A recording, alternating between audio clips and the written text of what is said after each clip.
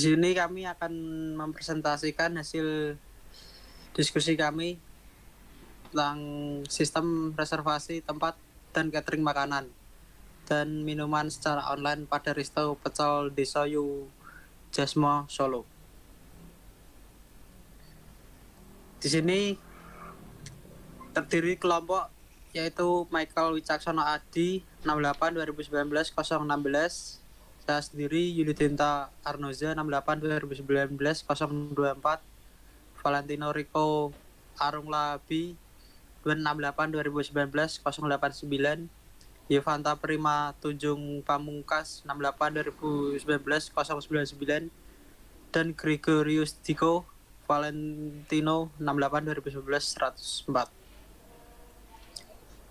Di sini saya akan menjelaskan tentang latar belakangnya. Proyek dibuat untuk meningkatkan pelayanan restoran agar customer dapat melakukan reservasi atau pemesanan catering tanpa harus datang ke tempat secara online dalam melakukan pemesanan catering makanan dan minuman yang customer inginkan. Mengembangkan bisnis restoran menjadi lebih maju dengan membuat program yang memudahkan restoran dalam menjalankan kegiatan bisnis. Next, untuk deskripsi produknya, produk yang akan diusulkan adalah sebuah program sistem informasi online dengan menggunakan basis website yang akan digunakan untuk memudahkan customer dalam melakukan reservasi tempat dan juga pemesanan catering, makanan, dan minuman. Customer dapat melakukan pemilihan tempat meja dan beberapa kursi yang dibutuhkan, serta dapat memilih daftar makanan dan minuman yang diinginkan. Pada layanan aplikasi ini juga menampilkan besarnya total biaya yang dibutuhkan untuk layanan pemesanan ini. Jika layanan tempat dan catering dari restoran tidak tersedia, maka sistem akan secara otomatis memberikan status tidak tersedia dan tidak bisa melakukan reservasi. Sumber daya. Yang pertama ada software, hardware, web domain, web hosting, dan layanan jaringan internet. Untuk lingkup produknya, produk yang akan diusulkan adalah sebuah program sistem informasi online dengan menggunakan basis website yang akan digunakan untuk memudahkan customer dalam melakukan reservasi tempat dan juga pemesanan catering makanan dan minuman. Selain itu, website juga menyajikan informasi restoran seperti denah lokasi, fasilitas, kontak person, dan produk makanan dan minuman yang dimiliki oleh restoran. Baik, selanjutnya saya Michael Wicaksono Adi akan menjelaskan untuk bagian WBS. Yang pertama, perencanaan konsep dimulai dari tanggal 14 sampai 23 Februari 2022. Dalam perencanaan konsep terbagi menjadi 5 bagian. Yang bagian pertama melakukan wawancara kepada pemilik perusahaan tanggal 14 Februari 2022. Lalu yang kedua menganalisis proses atau prosedur sistem saat ini tanggal 17 Februari 2022. Yang ketiga menganalisis masalah tanggal 18 Februari 2022. Selanjutnya pada bagian keempat kembali terbagi menjadi 3 bagian, menentukan kebutuhan dari tanggal 19 sampai 21 Februari 2022. Dalam menentukan kebutuhan, bagian yang pertama menentukan kebutuhan user tanggal 19 Februari 2022. Bagian yang kedua menentukan kebutuhan aplikasi tanggal 20 Februari 2022. Pada bagian ketiga menentukan kebutuhan sumber daya tanggal 21 Februari 2022. Lalu pada perencanaan konsep yang kelima menentukan keputusan tanggal 22 sampai 23 Februari 2022, terbagi menjadi 2 bagian. Yang pertama memutuskan rencana proyek tanggal 22 Februari 2022, dan yang kedua melakukan pembagian kerja tanggal 23 Februari 2022. Selanjutnya pada bagian kedua, desain sistem terbagi menjadi 4 bagian. Pada desain sistem dilakukan pada tanggal 24 Februari sampai 26 Februari 2022. Lalu desain sistem terbagi menjadi 4 bagian. Yang pertama, membuat desain DFD tanggal 24 Februari 2022. Yang kedua, membuat desain IRD tanggal 24 Februari 2022. Yang ketiga, membuat skema database sistem restoran tanggal 25 Februari 2022. Dan yang keempat, membuat desain awal situs website tanggal 26 Februari 2022. Lalu yang ketiga, pengembangan sistem dimulai sejak tanggal 27 Februari sampai 16 Maret 2022. Pengembangan sistem terbagi menjadi 2 bagian. Programming back-end dan front-end dilakukan pada tanggal 27 Februari sampai 13 Maret 2022. Lalu yang kedua, dokumentasi program front-end dan back-end dimulai tanggal 14 sampai 16 Maret 2022. Lalu yang aktivitas keempat yaitu testing dilakukan tanggal 17 sampai 22 Maret 2022. Aktivitas testing terbagi menjadi 2 bagian. Bagian pertama, menjalankan percobaan awal situs website dari tanggal 17 sampai 19 Maret 2022. Yang kedua, dokumentasi situs website tanggal 20 sampai 22 Maret 2022. Yang terakhir, aktivitas implementasi tanggal 23 Maret sampai 7 April 2022 terbagi menjadi 2 bagian. Yang pertama, pelatihan implementasi sistem kepada user tanggal 23 sampai 30 Maret 2022. Dan yang kedua, evaluasi sistem dari tanggal 31 Maret sampai 7 April 2022. Next. Berikut jadwal rencana pengerjaan proyek sistem reservasi dan tempat catering makanan dan minuman secara online pada Aristo Pecel Desa Wijak Semang Solo. Next. Berikut pembagian skema jadwal. Next.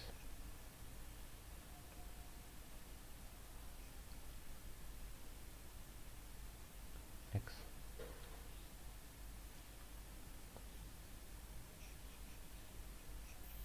Sumber daya. Berikut tabel penggunaan sumber daya berdasarkan minggu pengerjaan proyek. Warna biru itu berarti membutuhkan, sementara warna merah berarti tidak membutuhkan. Yang pertama ada proyek manajemen yang terdiri dari pertama project manager. Untuk project manager kita dari minggu 1 sampai ke 8 itu butuh. Yang kedua project team member dari minggu 1 sampai ke minggu 8 kita juga butuh. Software developer minggu pertama sampai minggu 8 itu. Software developer juga minggu pertama sampai minggu 8 kita butuh. Dan software tester kita dari minggu pertama sampai ke minggu itu. Untuk yang terakhir software analis kita dari minggu pertama sampai ke minggu 8 kita dibutuhkan. Kedua ada hardware. Harus terdiri dari laptop. Untuk laptop kita memakai dengan dari minggu 1 sampai ke 8. Untuk printer kita memakainya dari minggu ke 1 sampai ke 3. Untuk yang warna merah ini kita tidak membutuhkan ya. Kita tidak membutuhkan dari minggu ke-4 sampai minggu ke-7.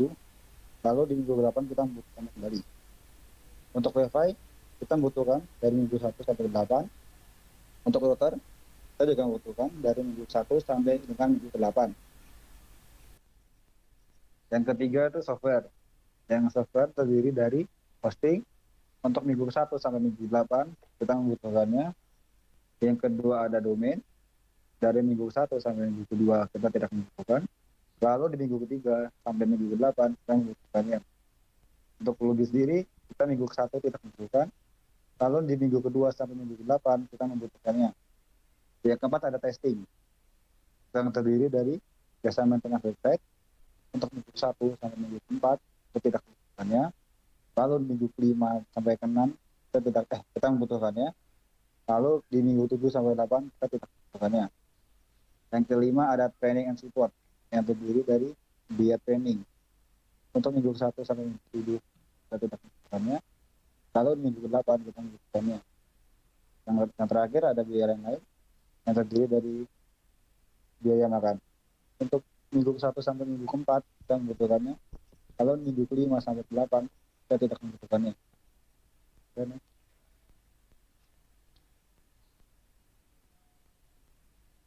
sumber daya berikut tabel biaya pengeluaran dari penggunaan sumber daya berdasarkan minggu pengerjaan proyek. Untuk project management, project yang pertama ada project manager. Untuk minggu 1 sampai minggu 8 kita membutuhkan 300.000 dengan total 2.400.000. Untuk project team member dari minggu pertama sampai minggu ke-8 kita membutuhkan 700.000 dengan total 5.600.000.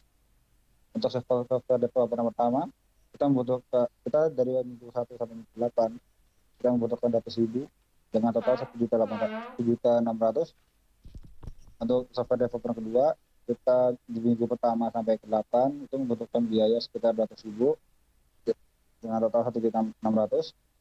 Untuk software tester di minggu 1 sampai minggu 8 kita membutuhkan anggaran 175.000 dengan total 1.400.000.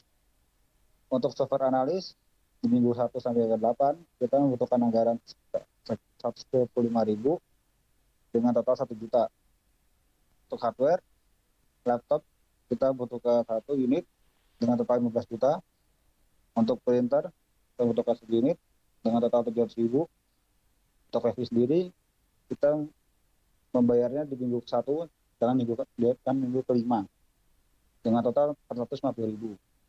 Untuk router kita hanya menguatkan 300.000 dengan total 300.000. Untuk software kita ke bagian hosting kita di minggu 1 sampai minggu 8 itu membutuhkan anggaran sekitar 800.000 dengan total 6.400.000. Untuk domain di minggu pertama membutuhkan anggaran 150.000 dengan total 150.000. Untuk plugin di minggu pertama sampai minggu 8 kita membutuhkan anggaran 550.000 dengan total 4.400.000. Untuk testing jasa maintenance website di minggu pertama sampai minggu ke-8 kita membutuhkan anggaran 300.000 dengan total 2.400.000. Untuk training and support yang pertama biaya training yang membutuhkan anggaran 50.000 dari minggu 1 sampai ke-8 dengan total 400.000. Untuk project member kita membutuhkan anggaran 250.000 minggu pertama sampai 8 dengan total 2 juta. Untuk biaya lain-lain biaya makan di minggu pertama sampai minggu kedua 50.000. Untuk lanjutannya minggu ke-7 sampai 8 50.000 dengan total 200.000.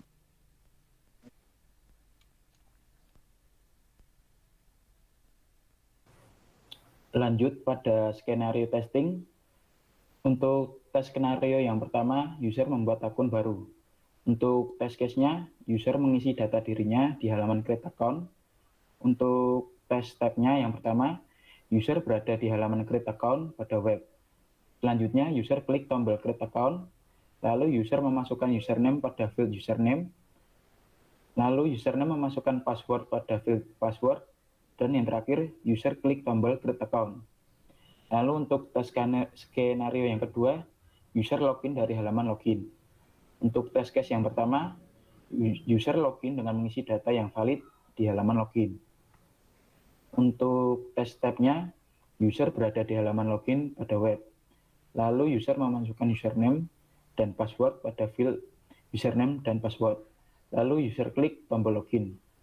Untuk tes case yang kedua, user login dengan mengisi data yang tidak valid di halaman login. Untuk tes step-nya yang pertama, user berada di halaman login pada web. Selanjutnya, user memasukkan username pada field username, lalu user memasukkan password pada field password, dan user klik tombol login. Untuk tes case yang ketiga, user login dengan mengosongkan field username dan password. Untuk tes step-nya, user berada di halaman login pada web. Selanjutnya, user memasukkan username pada field username. Selanjutnya, user memasukkan password pada field password, dan user klik tombol login. Untuk tes skenario yang ketiga, user logout. Untuk tes case-nya, user logout dari halaman home web. Untuk tes step-nya, Yang pertama, user berada di halaman home web. Selanjutnya, user klik tombol logout. Next. Untuk peranan dan tanggung jawab, di sini ada 5 nama. Yang pertama, Michael. Michael mempunyai peranan project manager, mempunyai posisi sebagai project manager juga, mempunyai tugas dan wewenang sebagai leadership proyek, mengatur kerjasama tim, dan bertanggung jawab penuh atas kelancaran proyek. Selanjutnya ada Julio, mempunyai peranan sebagai anggota tim, posisi sebagai software analis, mempunyai tugas dan wewenang sebagai menganalisis TI, new system testing, dan meningkatkan kinerja sistem. Lalu selanjutnya ada Rico, mempunyai peranan anggota tim, posisi software tester, dan mempunyai tugas dan wewenang membantu tim developer dan mereview software. Selanjutnya ada Yovanta, mempunyai peranan anggota tim, posisi sebagai software developer, mempunyai tugas dan wewenang sebagai membuat software, mengembangkan software, dan memperbaiki software. Dan yang terakhir ada Diko, mempunyai peranan anggota tim, posisi sebagai software developer, mempunyai tugas dan wewenang membuat software, mengatasi bug, dan mengembangkan software. Lanjut pada Raci Chart. Di sini Raci Chart dibagi menjadi 4 bagian, yaitu R, A, C, dan I. R sendiri mempunyai singkatan responsible yang merupakan orang yang bertanggung jawab untuk melakukan tugas yang sudah diberikan sampai selesai. Untuk A sendiri mempunyai singkatan dari accountable yang merupakan orang yang mengambil keputusan terkait dengan penugasan. Selanjutnya C, singkatan dari consult yang merupakan orang yang sudah ahli dalam bidangnya. Lalu ada I, singkatan dari inform, yang merupakan orang yang selalu mendapatkan informasi tentang kemajuan proyek yang sedang dikerjakan. Lalu di sini ada beberapa activity. Untuk activity yang pertama, perencanaan konsep. Michael di sini sebagai inform. Lalu activity yang kedua, desain sistem, Michael sebagai accountable. Lalu activity yang ketiga, pengembangan sistem, Michael sebagai accountable juga. Activity yang keempat, testing, Michael juga sebagai accountable. Dan activity yang terakhir, implementasi, Michael sebagai inform. Untuk Julio, activity yang pertama, perencanaan konsep sebagai responsible. Untuk activity design system sebagai responsible juga. Activity yang ketiga, pengembangan sistem sebagai consult. Lalu activity testing sebagai consult juga. Untuk activity implementasi sebagai responsible. Untuk Rico, activity yang pertama, perencanaan konsep sebagai inform, activity design system sebagai inform, pengembangan sistem sebagai responsible, activity testing sebagai responsible, implementasi sebagai responsible juga. Lalu untuk Yovanta, activity yang pertama, perencanaan konsep sebagai inform, design system sebagai inform, pengembangan sistem sebagai responsible, testing dan implementasi sebagai inform. Lalu selanjutnya untuk Diko, activity yang pertama, perencanaan konsep sebagai inform, desain sistem sebagai inform, pengembangan sistem sebagai responsible, testing dan implementasi sebagai inform. Next. Selanjutnya, project communication untuk CWPS-nya 1.1 melakukan aktivitas wawancara terhadap pemilik perusahaan menggunakan metode komunikasi interaktif. Penjelasannya menggunakan metode interaktif karena melakukan komunikasi dua arah antara pihak restoran dan pihak project manager dengan menggunakan media, meeting, dan instant messaging atau Discord dan WhatsApp. Yang kedua, beraktivitas dengan menganalisis proses atau prosedur sistem saat ini. Menggunakan metode komunikasi interaktif dengan penjelasan menggunakan metode interaktif karena melakukan kegiatan komunikasi dua arah antara pihak tim manager dan pihak lainnya. Dengan media, video conference atau Zoom, dan instant messaging atau Discord dan WhatsApp. Yang ketiga, melakukan aktivitas menganalisa masalah menggunakan metode komunikasi interaktif dengan penjelasan menggunakan metode interaktif untuk berkomunikasi dengan pihak tim manager untuk menentukan masalah yang sedang dihadapi restoran dengan menggunakan media video conference atau Zoom dan instant messaging atau Discord dan WhatsApp. Bagian keempat, melakukan aktivitas menentukan kebutuhan user menggunakan metode komunikasi interaktif. Dengan penjelasan, menggunakan metode interaktif dengan sarana aplikasi video conference Zoom untuk berkomunikasi antara pihak restoran dengan pihak tim project dengan menggunakan media video conference atau Zoom. Untuk bagian keempat, part 2, dengan aktivitas menentukan kebutuhan aplikasi, menggunakan metode komunikasi interaktif dengan penjelasan untuk menentukan kebutuhan aplikasi digunakan metode komunikasi interaktif sebagai sarana berkomunikasi dengan pihak project dengan menggunakan media video conference atau Zoom dan instant messaging atau Discord dan WhatsApp. Bagian keempat part 3, dengan aktivitas menentukan kebutuhan sumber daya menggunakan metode komunikasi interaktif dan penjelasan untuk menentukan kebutuhan sumber daya digunakan metode komunikasi interaktif sebagai sarana berkomunikasi dengan pihak tim project dengan menggunakan media video conference atau Zoom dan instant messaging atau Discord dan WhatsApp. Untuk bagian kelima part 1, dengan aktivitas memutuskan rencana proyek dan menggunakan metode komunikasi interaktif dengan penjelasan menggunakan metode komunikasi interaktif dengan menggunakan sarana instant messaging dengan menggunakan media instant messaging atau Discord dan WhatsApp.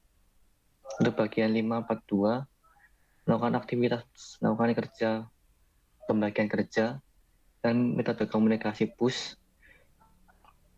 Untuk penjelasannya dalam menjalankan proses melakukan pembagian kerja digunakan metode push karena pihak tim project manager dengan menggunakan media reports dan memo. Yang kedua, melakukan aktivitas membuat desain DFD dengan metode komunikasi interaktif dengan penjelasan dalam menerapkan proses pembuatan desain DFD. Menerapkan metode interaktif karena diperlukan komunikasi dua arah antara pihak-pihak tim project dengan media video conference atau Zoom dan instant messaging atau Discord dan WhatsApp.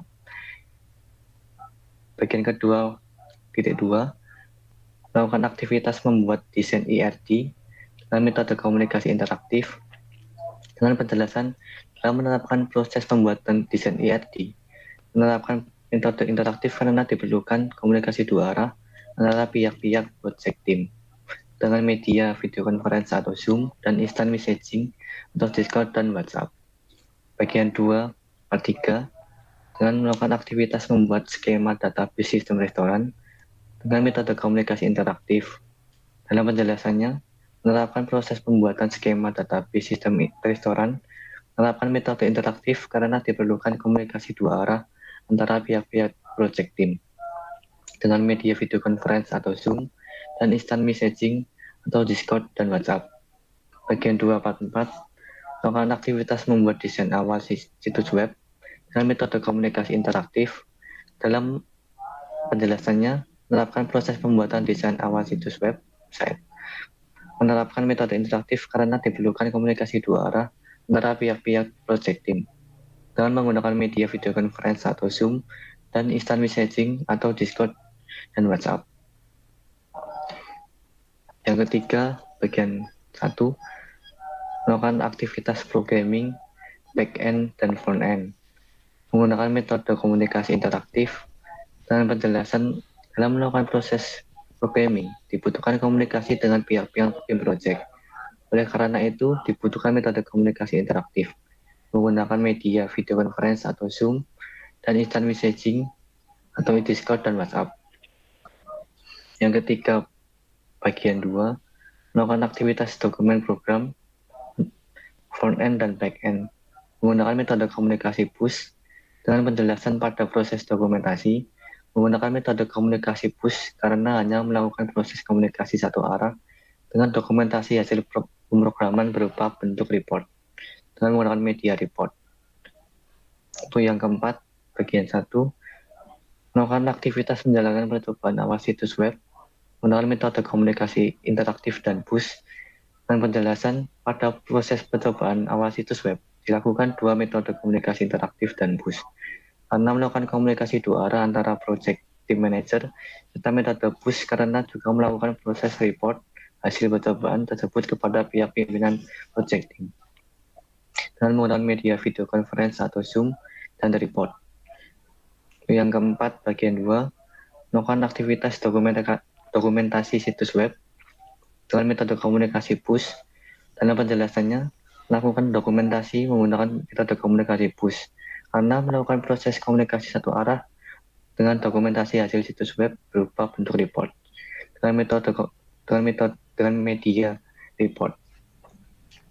Yang kelima, bagian 1, melakukan aktivitas pelatihan implementasi sistem kepada user menggunakan metode komunikasi interaktif.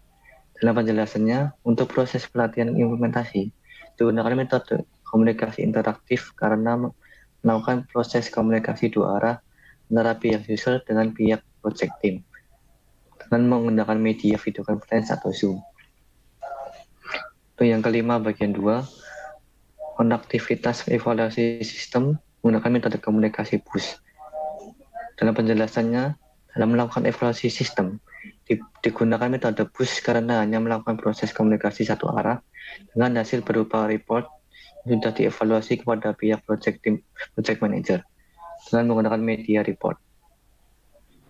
Selanjutnya, project risk. Yang pertama, risk breakdown struktur pada level 1 itu teknikal.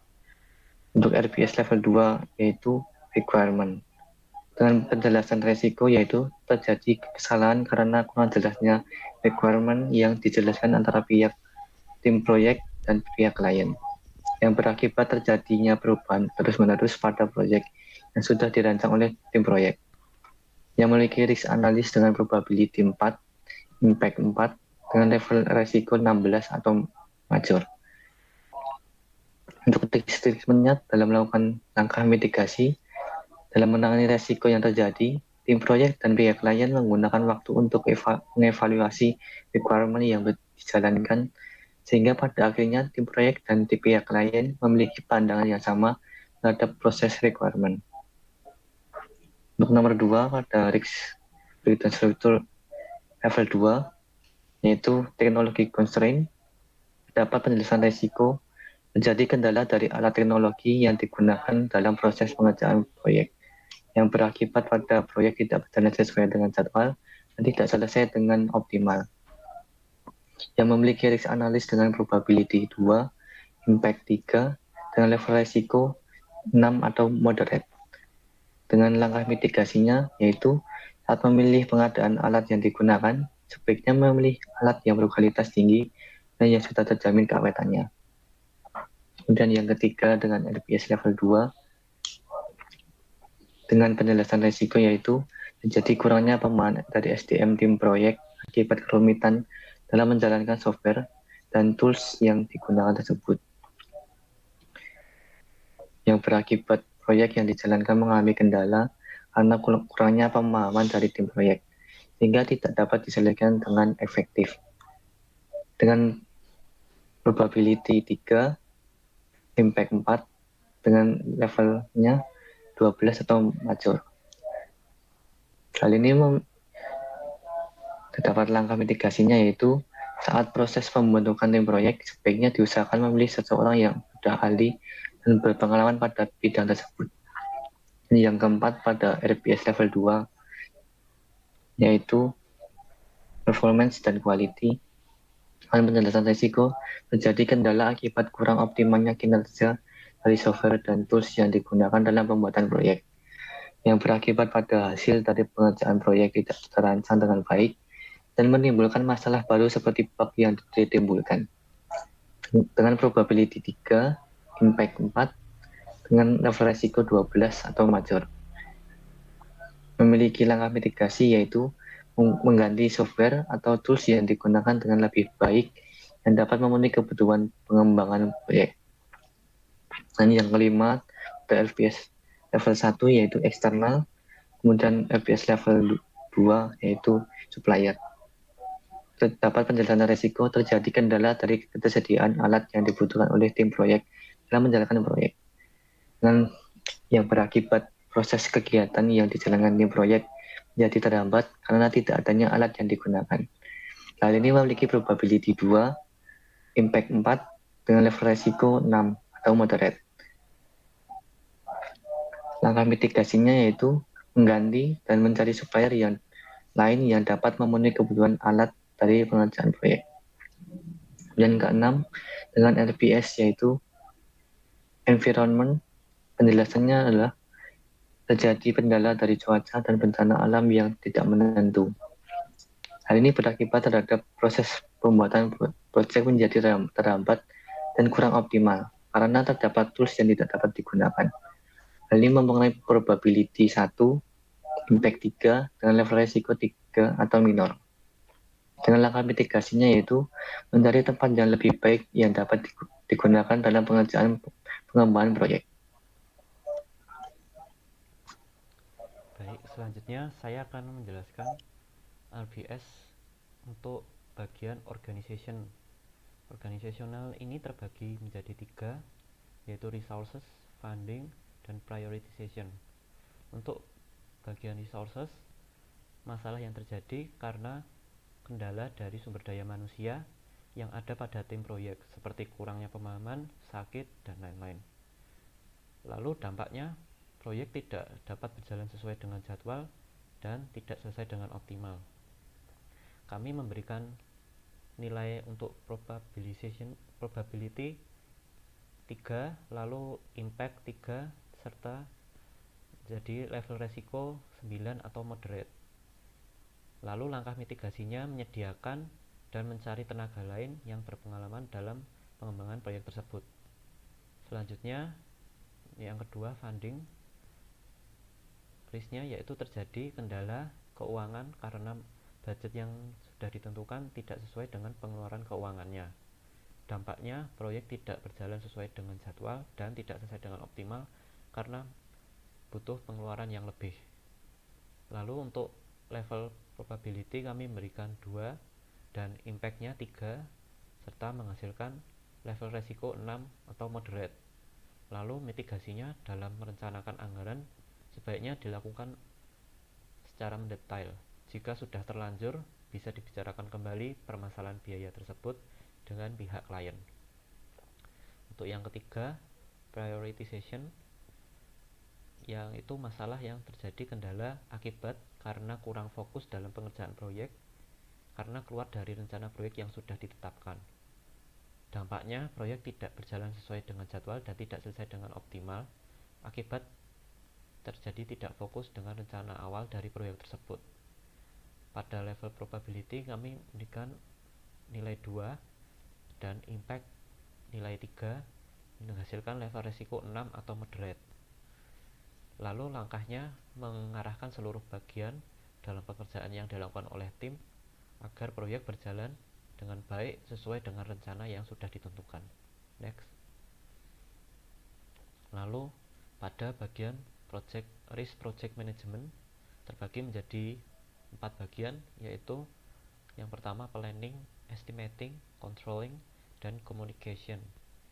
Pada bagian planning, dampaknya yaitu terjadi kendala dalam pengembangan proyek karena rencana yang tidak tepat dengan tujuan awal proyek. Lalu dampak dari risk ini, proyek tidak berjalan sesuai dengan jadwal dan tidak dapat selesai dengan optimal.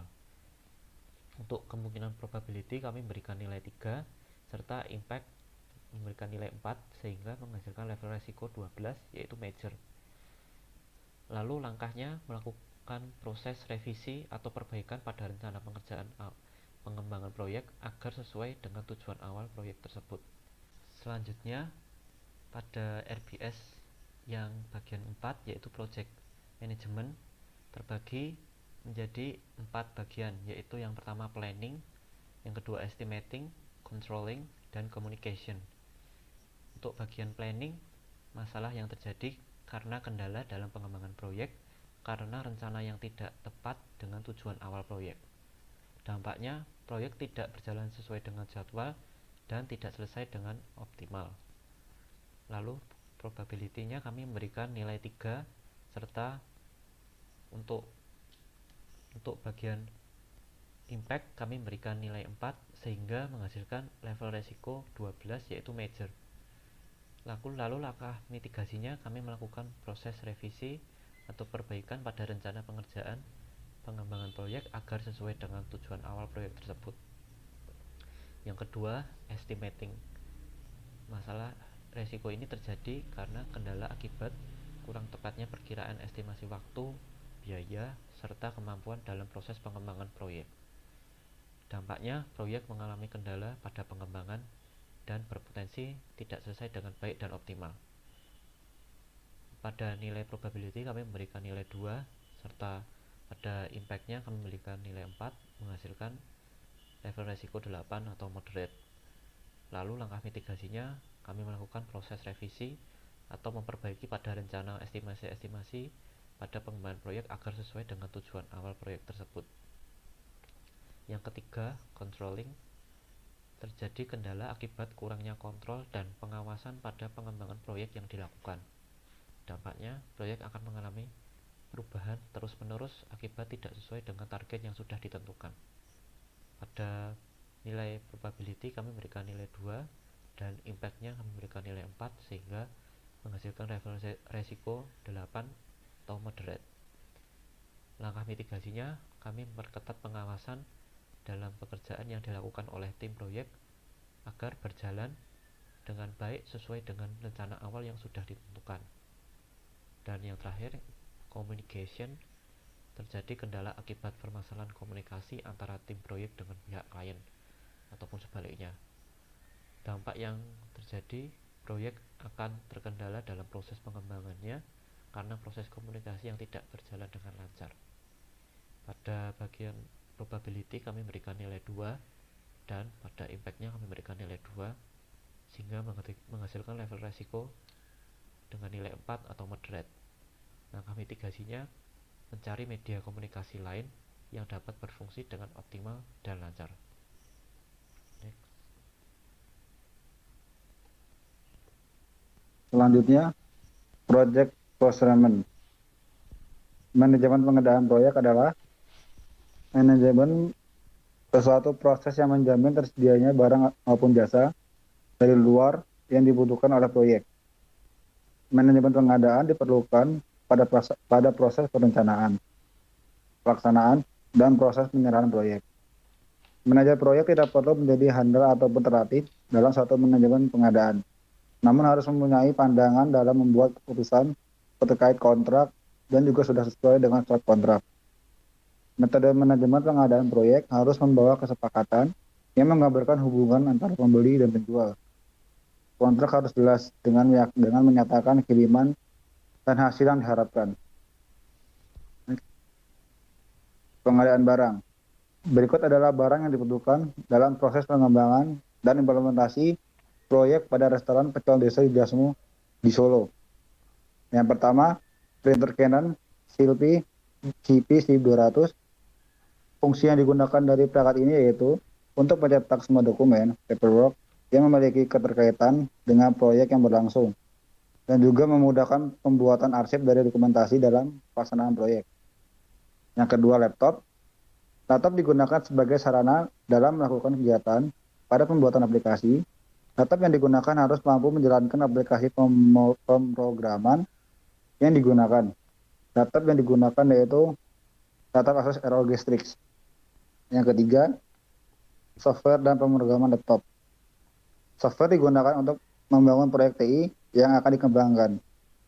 Software yang dibutuhkan adalah software untuk mengembangkan aplikasi dan basis data seperti MySQL, framework-nya HTML. Yang keempat ada web server.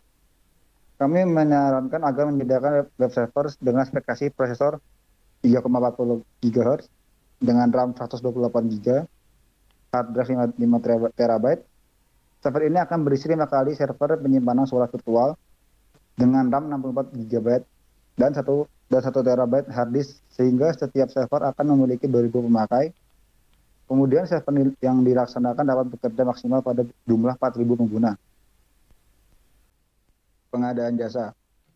Berikut adalah jasa yang dibutuhkan dalam proses pengembangan dan implementasi proyek pada restoran Pecel Desa Yudasmu di Solo. Yang pertama, project manager.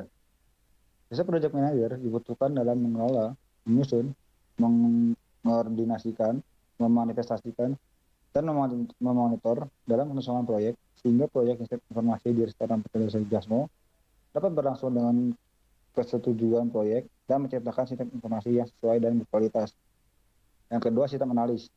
Jasa sistem analis diperlukan agar dapat berkorelasi dengan pihak dari resto yang nantinya akan melangsungkan beberapa pekerjaan, yakni analisis kebutuhan.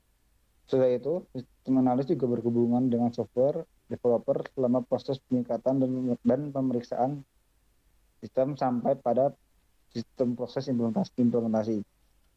Yang ketiga, software dan pemrograman laptop. Jasa programmer tentu dibutuhkan agar dapat merancang, mendesain, development, dan penyusunan web yang diolah dan transformasi bagian dari teks dan gambar yang telah dirancang untuk proyek sistem informasi di restoran Desa Jasmo di Solo. Dalam proses ini, software developer sendiri harus dapat memastikan situs web supaya dapat berjalan dengan lancar. Diintegrasikan ke dalam jaringan customer, pemilik resto juga dapat menguji situs yang sedang dibangun untuk dapat menemukan dan juga memperbaiki masalah. Selanjutnya, project stakeholder. Di bagian project stakeholder ada dua stakeholder, yaitu utama dan mendukung. Di utama terdapat 4. Yang pertama adalah tim manager. Tim manager sendiri mempunyai tugas sebagai ketua atau kepala proyek, bertanggung jawab penuh atas proyek ini dan mengatur tugas dan kerjasama tim. Lalu selanjutnya ada owner dari resto ini. Owner sendiri merupakan pendiri atau pemilik bisnis di perusahaan ini dan tidak terlibat dalam aktivitas sehari-hari dalam mengelola layanan. Lalu selanjutnya ada anggota tim. Anggota tim merupakan orang yang ditunjuk guna membuat dan menyelesaikan proyek ini. Lalu ada karyawan.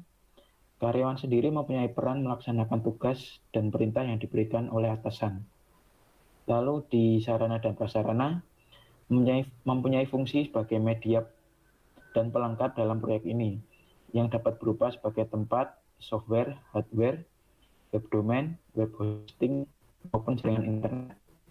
Next. Sekian presentasi dari kelompok kami. Terima kasih.